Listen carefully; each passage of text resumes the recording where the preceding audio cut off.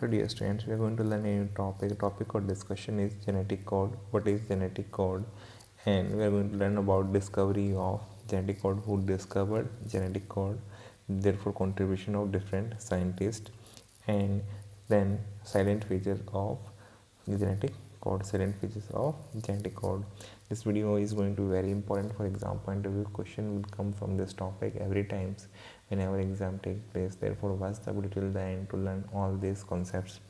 Hello प्यारे बच्चों, इस वीडियो में डिस्कस करने वाले एक नया टॉपिक, हमारा टॉपिक और डिस्कशन है जेनेटिक कोड। जेनेटिक कोड क्या होता है, साथ में डिस्कस करेंगे किसने डिस्कवर किया था जेनेटिक कोड, डिफरेंट साइंटिस्ट का कॉन्ट्रीब्यूशंस इसमें हम यहाँ पे पढ़ने वाले हैं। साथ में हम पढ़ने वाले हैं साइलेंट फीचर्स ऑफ जो जेनेटिक कोड, उसके फीचर्स क्या हैं। वीडियो बहुत ही इंपॉर्टेंट होने वाला है, एग्जाम में यहाँ से हमेशा क्वेश्चन देखने को मिलता है, हर बार क्वेश्चन आता है, तो इसलिए वीडियो को ध्यान से देखना है, एंड तक देखना है, आपको सब बातें समझ में आ जाएंगी एग्जाम में कैसे कैसे क्वेश्चन आए हुए हैं। My name is Deepak Lather, I am going to explain all this in video. Now let's start the video.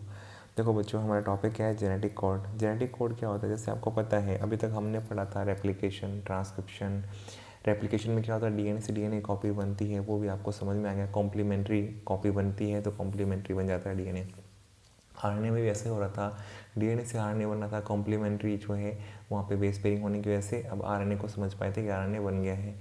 अब हम समझ रहे हैं कि यहाँ पे जो आरएनए बना था वो न्यूक्लियस के अंदर बना था, और जो ट्रांसलेशन होगा वो जो है साइटोप्लाज्म में होगा, राइबोसोम के पास होगा।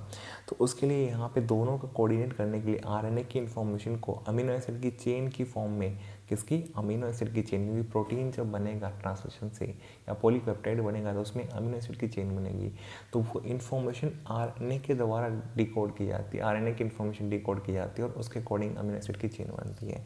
इसके लिए जो मेन रोल प्ले करता है वो कौन करता है, जेनेटिक कोड। यही इसकी डेफिनेशन में लिखा हुआ है, देखो, the inter relationship between sequence of nucleotides of mRNA and sequence of amino acids in A polypeptide chain is denoted by genetic code. तो ऐसा एक कम्बिनेशन है सीक्वेंसेस का, न्यूक्लियोटाइड्स का एमआरएनए के अंदर, जो कि सीक्वेंस ऑफ अमीनो एसिड के साथ कोरिलेट होता है, उसी को हम क्या बोलते हैं, उस सीक्वेंस को जेनेटिक कोड। जो दोनों के बीच में रिलेशनशिप इस्टेब्लिश करता है, जो एमआरएनए में इंफॉर्मेशन थी वही अमीनो एसिड की चेन की फॉर्म में जो हमें दिखाई देती है पॉलीपेप्टाइड के अंदर या प्रोटीन के अंदर, तो इसी के लिए रोल प्ले करता है जेनेटिक कोड। डिस्कवरी देखो कैसे, अभी सबसे पहले कंट्रीब्यूशन जो है जॉर्ज गैमो साइंटिस्ट का आया। जॉर्ज गैमो साइंटिस्ट ने उन्होंने टर्म कॉइन किया था जेनेटिक कोड। उन्होंने बताया था, ये प्रूव करने से पहले थ्योरेटिकली बताया था कि जो जेनेटिक कोड होगा वही रिस्पॉन्सिबल हो सकता है इस इंफॉर्मेशन को ट्रांसलेट करवाने के लिए, और ये किस फॉर्म में हो सकता है, ट्रिपलेट की फॉर्म में। देखो उनको कैसे पता लगा ट्रिपलेट की फॉर्म में होगा, इन्होंने बताया कि 4 टाइप के बेसिस हैं, एडेनिन, ग्वानिन, साइटोसिन, यूरासिल। अगर 4 टाइप के बेसिस से 4 टाइप के न्यूक्लियोटाइड बन सकते हैं, क्लियर है। तो यहाँ पे हम कैसे निकालते हैं, अगर ये सिंगलेट होगा तो कितने कॉम्बिनेशन बनेंगे, तो इसके लिए हम सिंपल प्रोबेबिलिटी यहाँ पे लगा देते हैं, परमुटेशन कॉम्बिनेशन वाला फॉर्मूला। तो टाइप ऑफ बेसिस को हम बेस में लिख लेते हैं, और एन है number of basis in A code, एक कोड के अंदर कितने बेस होंगे। अगर जैसे मान लो हमारे पास टोटल 4 टाइप के कोड है और एक कोड में एक ही कोड लें तो कितने बन सकते हैं, 4 कोडॉन।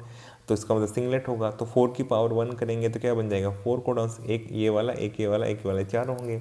तो यहाँ पे ये 20 टाइप्स ऑफ अमीनो एसिड को कोड करने के लिए सफिशिएंट नहीं है, आपको पता है। फिर एक से ज़्यादा अमीनो एसिड के सेम कोड हो जाएगा तो उसमें कन्फ्यूजन रहेगी, तो ये सफिशिएंट नहीं थे।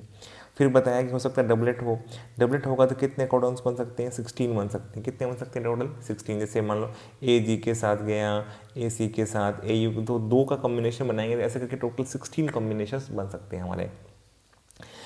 तो यहाँ पे देखो ये भी कितने हैं, इनसफिशिएंट है टू कोड फॉर 20 टाइप के लिए, क्योंकि 16 कोडॉन है लेकिन अमीनो एसिड कितने हैं, 20 टाइप्स। तो फिर कहीं क्या हुआ कि कुछ ना कुछ अमीनो एसिड का सेम कोडॉन यहाँ पे प्रेजेंट होगा, तो उससे कन्फ्यूजन रहेगा।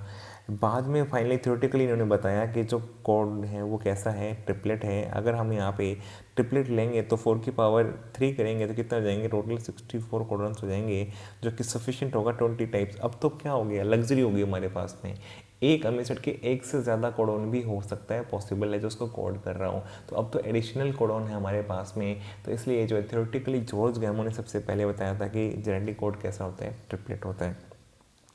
अब इस पर और क्वेश्चन कैसे आ सकते हैं, एग्जाम के अंदर मैं आपको बता दूँ कैसे क्वेश्चन आएंगे। मान लो ऐसे बोलेंगे कोई ऑर्गेनिज्म है जिसके अंदर क्या हुआ, जो डिस्कवर हुआ तो पता लगा कि उसमें 4 टाइप के नहीं 5 टाइप के बेसिस हैं। कितने हैं, 5 टाइप के बेसिस। तो हमें यहाँ पे जेनेटिक कोड का नेचर बताना कैसा हो सकता है उस ऑर्गेनिज्म में। अगर 5 टाइप के बेस हों तो बताओ इसके ऊपर हम 5 की पावर 1 करेंगे कितने कोडोन बन सकते हैं। 5 टाइप के बेस कोई भी हो चाहे उससे फ़र्क नहीं पड़ता, 5 कोडोन बन जाएंगे। अगर डबलेट हो जाए तो कितने बनेंगे, 25 कोडोन। क्या ये सफिशिएंट है 20 टाइप के अमीनो एसिड कोड करने के लिए? बिल्कुल सफिशिएंट है, क्योंकि अमीनो एसिड तो 20 हैं, कोडोन 25 हैं। तो ये तो डबलेट की फॉर्म में भी काम कर सकता है इसके अंदर जेनेटिक कोड। इस तरह से क्वेश्चन आ सकते हैं बेटा। यहाँ पे जो है और हो सकता है कि 4 की जगह 3 बेस मिले हो ऐसा बोल दे, तो फिर क्या होगा, 3 की पावर ट्रिपलेट होगा, तो उसके लिए हमें देखना पड़ेगा ट्रिपलेट है या नहीं है। सिंगलेट हुआ तो 3 कोडोन बनेंगे, 3 की पावर 2 करेंगे, डबलेट होगा तो 9 कोडोन बनेंगे, और 3 की पावर 3 करेंगे तो तब जाकर के हमारे 20 से ज़्यादा कोडोन आएंगे। ये सफिशेंट होगा। तो 3 बेस हो तब भी कैसा होगा बेटा, यहाँ पे जो हमारा ट्रिपलेट होना चाहिए। लेकिन कहता है कि 4 नहीं 6 बेस मिले हैं किसी ऑर्गेनिज्म डिस्कवर हुआ, तो बताओ उसके अंदर 20 एमिनो एसिड कोड करने के लिए कैसा होना चाहिए कोडोन, डबलेट 36 कोडोन हो जाएंगे, तो सफिशिएंट डिटरमिनेटिव कोड। इस तरह के हाइपोथेटिकल क्वेश्चन भी एग्जाम में आए हुए हैं, तो आपको याद रखना है। आपको टाइप ऑफ बेस जितने रखे हैं उसको बेस में लिखना है, उसके अंदर कितने जो है एक बेस है एक कोड के अंदर, वो आपको पावर में लिख देना है। सिंगलेट है डबलेट है तो सफिशिएंट होंगे या नहीं होंगे। देखो ये थ्योरेटिकली जॉर्ज गैमन ने बता दिया, प्रैक्टिकली इसको प्रूव करेंगे, एक्सपेरिमेंटली प्रूव इसका जो है बाद में आया। जैसे कि सबसे पहले कंट्रीब्यूशन आया सीवरो ओकावा एंजाइम का। इसके बाद में ओकावा एंजाइम बनाया उन्होंने। ओकावा एंजाइम किसको बोलते हैं, पॉलीन्यूक्लियोटाइड फॉस्फोराइलेज, जो किससे हम क्या बना सकते हैं, पॉलीन्यूक्लियोटाइड बना सकते हैं और फॉस्फोराइलेज एक्टिविटी करके ऐसा कर सकते हैं। तो to polymerise RNA with defined sequences in a template independent manner, सबसे पहले सीवरो ओकावा ने जो है आरएनए बना के दिखाया कि हम बिना डीएनए के टेम्पलेट के आरएनए को टेम्पलेट इंडिपेंडेंट मैनर में भी बना सकते हैं। तो ये पॉलीन्यूक्लियोटाइड फॉस्फोराइलेज एंजाइम जो है वो ओकावा एंजाइम इसलिए कहलाता कि इन्होंने जो सिंथेसिस ऑफ आरएनए जो है डिफाइंड सीक्वेंसेस के अकॉर्डिंग बिना डीएनए के टेम्पलेट के इंडिपेंडेंट मैनर में बना करके दिखाया था, और इसी की हेल्प से जो है आगे का जेनेटिक कोड का जो एक्सपेरिमेंटल प्रूफ था वो आ पाया था। तो आप देख सकते हैं नेक्स्ट जो कंट्रीब्यूशन है वो मार्शल नियरबर्ग और हेनरिच मैथी का था। तो नियरबर्ग एंड मैथी कंट्रीब्यूशन बोलते हैं। तो इन्होंने क्या किया था, एमआरएनए बनाया था बहुत सारे यूरासिल लेकर के, ठीक है। तो इनको न्यूक्लियोटाइड को जोड़ दिया और फिर इनका ट्रांसलेशन करके दिखाया, और ट्रांसलेशन में देखा कि बहुत सारे फिनाइल एलिन के यहाँ पे अमीनो एसिड आ गए हैं चेन के अंदर ट्रांसलेशन होने के बाद। तो इन्होंने जो है रियल इस मेथड को जो बनाया था सीवरो ओकावा ने, उसको जो है ट्रांसलेट करके, तो इन्होंने सिर्फ आरएनए बनाना सिखाया था, इन्होंने ट्रांसलेशन तक पहुँच गए थे कि ट्रांसलेट करके दिखाया कि ये ट्रांसलेट हो सकता है आरएनए, और इससे जो है यहाँ पे फिनाइल एलिन के अमीनो एसिड की चेन बना करके दिखाई थी। यहाँ तक नियरबर्ग और मैथी का कॉन्ट्रीब्यूशन समझ में आया। इसको फर्दर और जो है ये ज़्यादा सक्सेसफुल नहीं हो पाए थे। फिर Hargobind Khorana, H G. Khorana Indian origin के साइंटिस्ट थे जो एक तरीके से, तो यहाँ पे इन्होंने क्या किया, इसी को फर्दर नियरबर्ग और मैथी के काम को जो है और ज़्यादा अच्छे तरीके से करके दिखाया था। तो खुराना ने क्या किया, developed a chemical method for synthesising RNA with defined combination of sequences. तो इन्होंने काफ़ी डिफरेंट टाइप्स के आरएनए बना करके उनसे ट्रांसलेशन करके दिखाया था। तो यहाँ पे इन्होंने एक होमोपॉलीमर बनाया था, एक कोपॉलीमर या हेट्रोपॉलीमर। होमोपॉलीमर में क्या है, सेम टाइप के आप बेसिस को अरेंज करेंगे आरएनए में, तो या यहाँ पे देखो, यहाँ पे यूरासिल को अरेंज किया गया, यहाँ पे साइटोसिन वाले को अरेंज किया गया। यहाँ पे टोटल कितने बेस लिए गए, 150। फिर उन्होंने ट्रांसलेशन करके दिखाया तो इससे फिनाइल एलिन के 50 अमीनो एसिड बने। तो यहाँ से इन्होंने बताया कि अगर हम 150 बेसिस लेते हैं तो एक ट्रिपलेट की फॉर्म में एक जेनेटिक कोड करता है कोड एक अमीनो एसिड को, इसलिए 150 बेसिस से टोटल से हमारे 50 अमीनो एसिड ही बन पाए थे। सेम यहाँ पे साइटोसिन के साथ क्या है, साइटोसिन के 150 बेसिस लिए गए थे। जब ट्रांसलेशन हुआ तो इस यहाँ से प्रोलीन को कोड करता है CCC, तो 50 अमीनो एसिड ही प्रोलीन के आए थे। तो इन्होंने यहाँ से भी बताया कि देखो हम जो यूरासिल ले लें जो साइटोसिन, तो ये ट्रिपलेट की फॉर्म में ही काम करता है, और इसलिए जो है 150 बेसिस से 50 अमीनो एसिड की चेन बन पाई है। तो यहाँ पे ट्रिपल ए किसको कोड करता है, फ्लेनिलिन को, और ट्रिपल सी किसको करता है, प्रोलिन को। फिर कोपॉलीमर बनाया कि लोगों ने कहा कि नहीं होमोपॉलीमर समझ में आया, लेकिन कोपॉलीमर हुआ तो फिर कैसे होगा। तो फिर इन्होंने अल्टरनेट अरेंज कर दिया, साइटोसिन यूरासिल ऐसे करते हुए। तो 150 बेसिस टोटल लिए फिर से, और फिर क्या हुआ, CUC कोड करता है बेटा ल्यूसिन को, और UC कोड करता है सीरिन को, जो कि यहाँ आप टेबल में देख सकते हैं, जेनेटिक कोड की टेबल है उसमें क्लियरली आपको दिखाई देगा। तो 50 अमीनो एसिड की चेन फिर से बनी, कोपॉलीमर बनाया तब भी। तो यहाँ से प्रूव हो गया था कि बेटा जो अमीनो एसिड बनाते हैं उस समय जेनेटिक कोड काम करता है वो ट्रिपलेट ही होता है। जॉर्ज गैमन ने थ्योरेटिकली बताया था और हरगोविंद खुराना ने उसे प्रैक्टिकली प्रूव करके दिखाया, होमोपोलीमर बना करके और कोपोलीमर बना करके इस चीज़ को प्रूव कर दिया कि जेनेटिक कोड कैसा है, ट्रिपलेट नेचर है। यहाँ तक ये पॉइंट क्लियर हो गया। अब हम देखते हैं, देखो डिस्कवरी वाला पॉइंट क्लियर हो गया, किसका कंट्रीब्यूशन रहा, हमने देखा जॉर्ज गैमो का, फिर कौन आए, सिरो का हुआ, फिर कौन आए, नीरज बर्ग एंड मैथई, फिर कौन आए, हरगोविंद खुराना। अब हम देख रहे हैं salient features of genetic code के बारे में पढ़ रहे हैं। देखो सबसे पहले हम पढ़ रहे हैं साइलेंट फीचर, फर्स्ट क्या है, ट्रिपलेट। हमने अभी समझा कि जेनेटिक कोड का नेचर कैसा है, ट्रिपलेट है, सिंगलेट नहीं है, डबलेट नहीं है, क्वाड्रेट नहीं है, ठीक है, कैसा है, ये ट्रिपलेट होता है। तो जेनेटिक कोडोन इज ट्रिपलेट।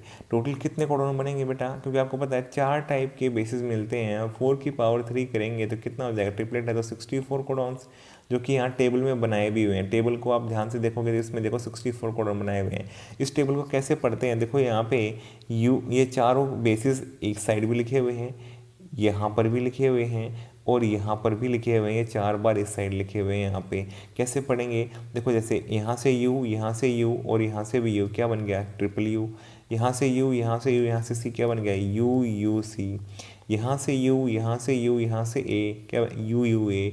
यहाँ से यू, यहाँ से यू और यहाँ से जी, क्या, यू यू जी। देखो लिख रखा है ना, फर्स्ट पोजीशन पे कौन सा आएगा, सेकंड पोजीशन पे यहाँ से आएगा, थर्ड पोजीशन वाले ये होंगे। ऐसे करते टोटल 64 कोडॉन बनेंगे, जिसमें 61 कोडॉन्स आपके कोडिंग होते हैं और 3 कोडॉन्स नॉन कोडिंग होते हैं, जो किसी को कोड नहीं करते हैं, वो 3 ही होते हैं। 61 किसी न किसी एसिड को कोड जरूर करेंगे। तो आपको जो 61 कोडॉन्स कोडिंग है वो 20 टाइप्स के एसिड को कोड करने के लिए सफिशिएंट है, जबकि यहाँ का नंबर तो बहुत ज़्यादा है, 3 गुना तक है को देखा जाए तो यहाँ पे जो नॉन कोडिंग है वो 3 कोडॉन होते हैं बेटा। नॉन कोडिंग में जिनको हम बोलते हैं स्टॉप कोडॉन्स, ये स्पेसिफिक हैं, कौन कौन से, UAA, UAG, UGA, जो कि टेबल में आप ध्यान से देखोगे आपको दिखेंगे। UAA देखो stop codon, UAG stop codon, UGA stop codon. अब हमने क्या किया बेटा, एक तो ये याद रखना आपको स्टॉप कोडॉन कौन से हैं, UAA, UAG एंड UGA। अब इनका नाम नहीं दिया गया है क्योंकि मान लो हम स्टॉप कोडॉन कह रहे हैं लेकिन वो 3 है। अब हमें कौन से की बात कर रहे हैं, कैसे पता लगेगा, तो उसका नाम दे दिया। जैसे UA का नाम दे दिया ओकर, UAG का नाम दे दिया एम्बर और UGA का नाम दे दिया ओपल, ठीक है। तो 2 ओ से हैं, 1 ए से हैं। तो यहाँ पे UAE ओकर, UAG एम्बर, UGA ओपल। तो फिर हमें पता लग जाएगा कि हम ओकर की बात कर रहे हैं, एम्बर की बात कर रहे हैं, ओपल की बात कर रहे हैं। इसलिए जो है यहाँ पे नाम देने से हमारा जो डिस्कशन है वो आसान हो सकता है, और जिसकी हम बात कर रहे हैं स्टॉप कोडॉन की उसके बारे में डिस्कशन हमारा ईजी हो जाएगा। फिर देखते हैं 61 कोडॉन में से कुछ ऐसे हैं जो कि स्टार्ट कोडॉन का काम करते हैं। कौन सा होता है स्टार्ट कोडॉन, हमेशा AUG। कौन सा होता है, AUG। AUG किसको कोड करता है बेटा, मिथ्योनिन को कोड करता है यूकैरियोट्स में। और ये modified methionine N formyl methionine, formyl group और लगा देंगे अमीनो ग्रुप के ऊपर तो क्या बन जाएगा, NFM या N फॉर्माइल मिथ्योनिन। प्रोकैरियोट्स के अंदर ये है तो मिथ्योनिन नहीं, सिर्फ मॉडिफाइड मिथ्योनिन है। अब ये NFM याद रखना है बेटा, जब हम मैकेनिज्म ट्रांसलेशन पढ़ेंगे ना उसमें MFM लिखेंगे हम चार्ज tRNA के ऊपर, वो यही होता है N फॉर्माइल मिथ्योनिन। मैं आपको अभी से बता रहा हूँ कि NFM फिर से आगे आएगा, मैं आपको फिर से रिकॉल करवा दूंगा कि हमने NFM कहाँ पर लिया था, N फॉर्माइल मिथ्योनिन, और मिथ्योनिन कोड करता है यूकैरियोट्स में। ये समझ में आ गया। अब देखते हैं नेक्स्ट पॉइंट। देखो यहाँ पे हमें स्टार्ट कोडॉन पता लग गए, स्टॉप कोडॉन पता लग गए। नेक्स्ट प्रॉपर्टी क्या है जेनेटिक कोड की, डीजनरेट। डीजनरेट का मतलब क्या होता है, देखो एक अमीनो एसिड के 1 से ज़्यादा कोडॉन्स हैं। जैसे कि आप टेबल में देख लो, आप यहाँ पे देख सकते हो, आप टेबल में देखो, यहाँ पे ये चारों प्रोलीन के कोड हैं। तो अमीनो एसिड तो 1 है लेकिन कोडॉन 4 है इसके। यहाँ पे देखो ल्यूसीन के लिए, ल्यूसीन अमीनो एसिड 1 है लेकिन कोडॉन कितने हैं, 4 हैं इसके लिए। ऐसे वेलिन के लिए देखो कोडॉन यहाँ पे 4 है, अमीनो एसिड 1 है। अगर किसी एक अमीनो एसिड के 1 से ज़्यादा कोडॉन्स हों तो उस प्रॉपर्टी को हम क्या बोलते हैं बेटा, डीजनरेट। क्या बोलते हैं, डीजनरेट। तो यहाँ पे लिखा हुआ है some amino acid are coded by more than 1 codon. ऐसी प्रॉपर्टी को हम क्या बोलते हैं, डीजनरेट। क्या बोलते हैं, डीजनरेट। तो हो सकता है किसी अमीनो एसिड के 6 कोडॉन हैं, किसी के 4 हैं, किसी के 3 हैं, किसी के 2 हैं। यहाँ पे आपको हम दिखाएंगे किसके 6 हैं, किसके 4 हैं, किसके 3 हैं, किसके 2 हैं। देखो 6 कोडॉन किसके हैं, ल्यूसीन, सीरीन, एजिन। आप चाहो तो टेबल को साथ में रख लो और एनसीईआरटी को ओपन कर लो और टेबल में आप देखो कि ल्यूसीन के 6 हैं नहीं है, सीरीन के 6 हैं, एजिन के 6 हैं। आपको 4 किसके हैं, एलिनिन के 4 हैं, ग्लाइसिन के 4 हैं, प्रोलिन के 4 हैं, थ्रेओनीन के 4 हैं, वेलिन के 4 कोडॉन्स मिलेंगे आपको टेबल में देखने को। 3 कोडॉन्स किसके हैं? आइसोल्यूशन के। किसके हैं? आइसोल्यूशन के। 2 कोडॉन किसके हैं बेटा? एस्पार्टिक एसिड के, 2 एस्पार्जिन के, 2 सिस्टीन के, 2 ग्लूटामिक एसिड के, 2 ग्लूटामाइन के, 2 स्टीडीन के, 2 लाइसिन के, 2 फिनाइलएलानाइन के, 2 टायरोसिन के। इन सब के 2 हैं बेटा। देखो अगर हम काउंट करें तो यहाँ पे आप काउंटिंग हो जाएगी। 6 ऐसे हैं, यहाँ पे 6 कोडॉन वाले 3 हैं देखो, तो कितना हो जाएंगे? 6 × 3 18, तो ये हो गए। यहाँ पे ये 5 हैं जिसके 4 कोडॉन है, तो 20, ये 18 + 20 38, इसके 3 हैं 41। 41 के बाद में देखो यहाँ पे 2 कोडॉन वाले कितने आएंगे? हमारे 41 हो चुका है। 41 के बाद देखो यहाँ पे एस्पार्टिक एसिड जो है इसके 2 हैं, तो यहाँ पे इसके 2 हैं 4, इसके 2 हैं 6, इसके 2 हैं 8, इसके 2 हैं 10, इसके 10 हो गए, 2 12, 2 14, 16, 18। 41 + 18 कितना हो गया बेटा? यहाँ पे कितना हो जाएगा? 59। 59 प्लस टॉप कोडॉन जोड़ दो जो यहाँ पे नहीं लिखे हुए हैं। 59 + 3 कितना हो जाएगा? 62। और हमें 2 कौन से हो गए? 2 में से एक तो क्या होगा? AUG, और एक क्या होगा? UGG। ये हमारे 2 होंगे। टोटल कितने होंगे? ये वाले क्या है बेटा? एक्सेप्शन क्यों हो गए? क्योंकि ये क्या है? इन अमीनो एसिड केवल एक ही कोडॉन है। डीजेनेट तो क्या कहता है कि जहाँ पे अमीनो एसिड एक लेकिन कोडॉन एक से ज़्यादा, लेकिन जिसके कोडॉन एक ही हो वो क्या हो जाएंगे? नॉन डीजेनेट। क्या हो जाएंगे? वो नॉन डीजेनेट कोडॉन, जैसे कि AUG जो कोड करता है मिथेन को। तो ये एक्सेप्शन जो याद रखना है, एग्जाम में एक्सेप्शन ज़्यादा पूछे जाते हैं। UGG ट्रिप्टोफान को कोड करता है, तो AUG मिथेन को कोड करता है, जो एक ही कोडॉन है, एक ही अमीनो एसिड है मिथेन का। ट्रिप्टोफान का भी एक ही कोडॉन है, कौन सा? सिर्फ UGG। आप टेबल में चाहे देख सकते हैं। तो हमारे टोटल 64 का मैंने बता दिया है। डीजनरेट हमारे कितने हैं? 61 में से अगर देखोगे तो हमारे कितने हैं? इन 2 को छोड़ के सारे क्या हैं? डीजनरेट है, प्लस टॉप कोडॉन को छोड़ दो तो अलग ही है वो। तो 61 में से 2 कम कर दो, 59 आपके कैसे हैं बेटा? डीजनरेट, और 2 कैसे हैं आपके? नॉन डीजनरेट कोडॉन्स हैं। अब यहाँ तक ये पॉइंट समझ में आ गया, डीजनरेसी समझ में आ गया। इसको हम डीजनरेसी भी बोल देते हैं बेटा, इस प्रॉपर्टी को डीजनरेसी भी बोल देते हैं। तो डीजनरेट नेचर को डीजनरेसी बोला जाता है। ठीक है, एक्सेप्शन समझ में आ गए। मिथोनिन जो AUG के द्वारा कोड किया जाता है, UGG ट्रिप्टोफान जो कि इसके द्वारा कोड किया जा रहा है।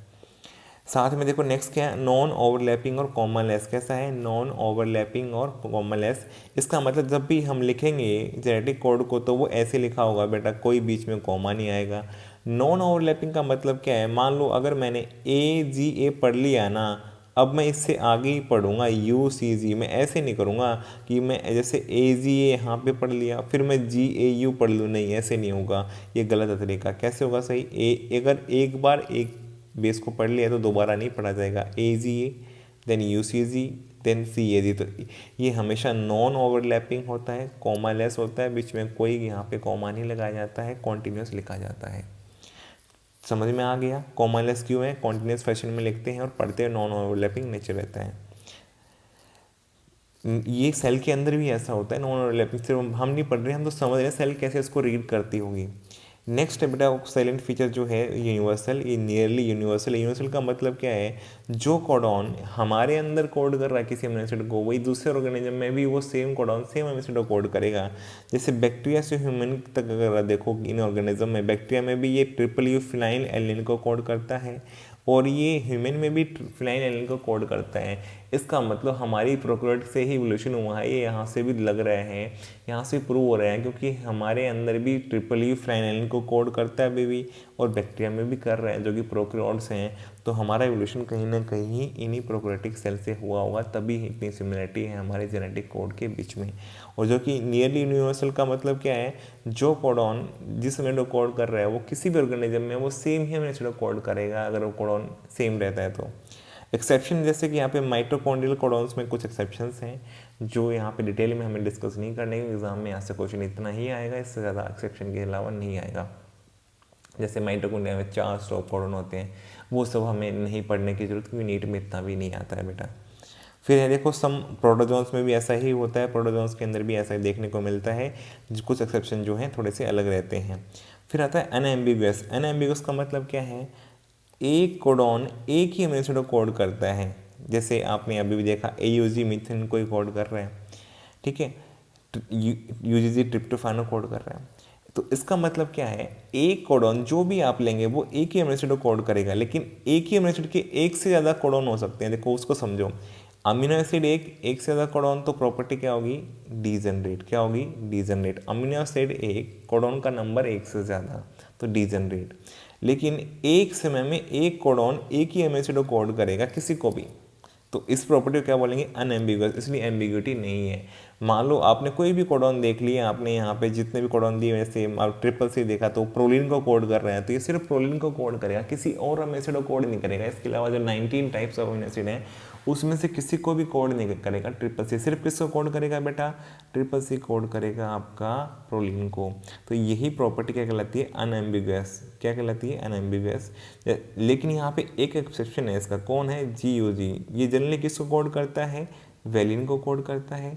लेकिन क्या होता है, कभी कभी अगर AUG ना आए, स्टार्ट कोडॉन ना आए, जो कि AUG क्या है, स्टार्ट कोडॉन है, अगर ये ना आए और सीक्वेंस में GUG कहीं प्रेजेंट हो, तो फिर ये अगर पहली बार GUG आएगा सीक्वेंस में, फिर ये स्टार्ट कोडॉन मिथ्योनिन को कोड करेगा, और बाद में अगर फिर GUG आता है तो फिर किसको कोड करेगा, वेलिन को।